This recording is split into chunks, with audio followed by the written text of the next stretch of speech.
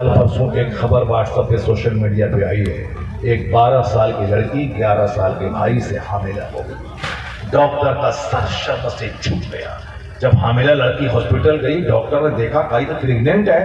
लोग कहते थे 18 साल में जवान होती है लड़कियां, ये 13 साल में प्रेग्नेंट हो गई।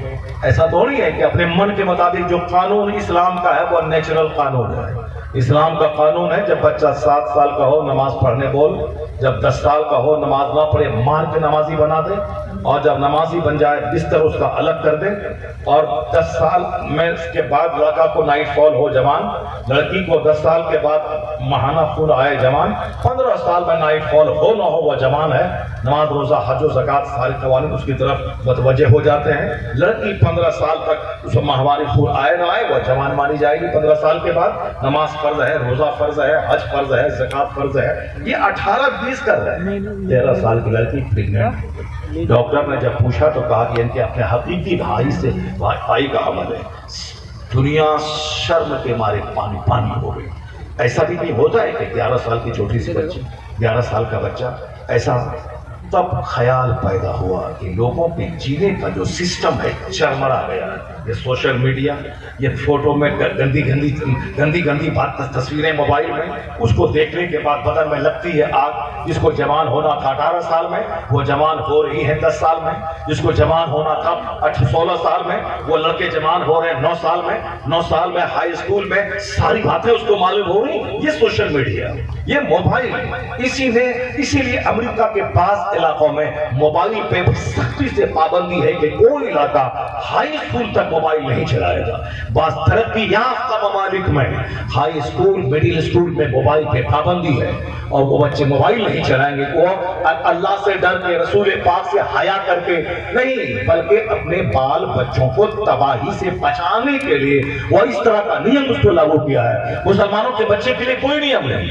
यहाँ हदीस में आया है कि जब तेरा लड़का लड़की 7 साल का हो उसे नमाज का आदेश दे, और जब नमाज न पढ़े 10 साल की उम्र हो जाए उसे मार के नमाजी बना। अगर अभी मार के नमाजी नहीं बनाया, जब बच्चा 18 साल का हो जाएगा, 22 साल का, और बोलोगे बेटा नमाज पढ़ो, तो बेटा पलट के बोलेगा बुढ़ा अपना काम करो, मुझको छोड़ दो, मुझको मालूम है मुझको कैसे जीना है, मैं अपना जी लूंगा, तुम नहीं बोलेगा आज के बाद से। जो 70-60 साल का बुढ़ा ये 18 साल के जवान बेटे को क्या कर पाएगा। लेकिन अभी 10 साल का है, इसलिए मौलवी में कायनात ने कहा अभी इसको मारोगे तो ये पलट के जवाब नहीं दे सकता है। जो 4 तमाचा इसको मारो, ये तुम्हारे डर से नमाजी बन जाएगा। और जब नमाजी बन जाए उनका बिस्तर अलग कर दे। फर्को बैनहुम फिल मदाज, 1 लाख बार पढ़िए इसको। जब बच्चा 10 साल का हो जाए उसको मार के नमाजी बना, और जब नमाजी हो जाए उसका बिस्तर अलग कर दे।